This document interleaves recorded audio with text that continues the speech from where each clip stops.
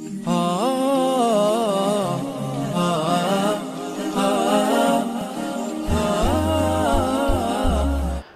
ونصلي على رسوله الكريم اما بعد د قربانۍ متعلق د یو بلې مسلې وضاحت کو او هغه دا چې یو سړی د خپل قربانۍ ځناور بدلولی شي او که بدلولی نشي.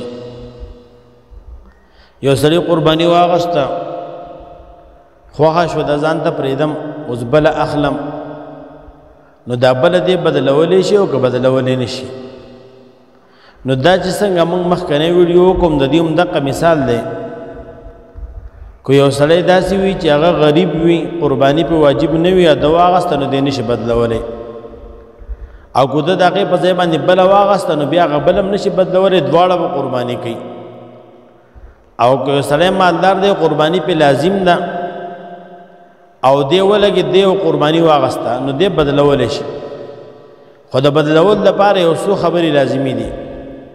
هغه دا چې په کمو پیسو د بدل کړه هم په دغې پیسو به قرباني اخلي د دې نه به کم نه او که د دې نه په کمو پیسو باندې قرباني واغسته کمې پیسې چې په ده باندې سوا ده د پاتې شي دا به دې صدقه کوي دا په ده باندې ضروري دي.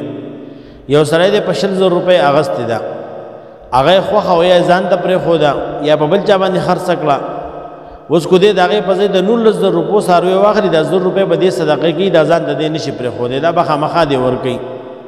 نو لہذا کو چری مالدار سړی نو دی خپل څاروی بدلولی هم شي ځان ته پرېښودلی هم شي د هغې په ځای بل اغستلی هم شي.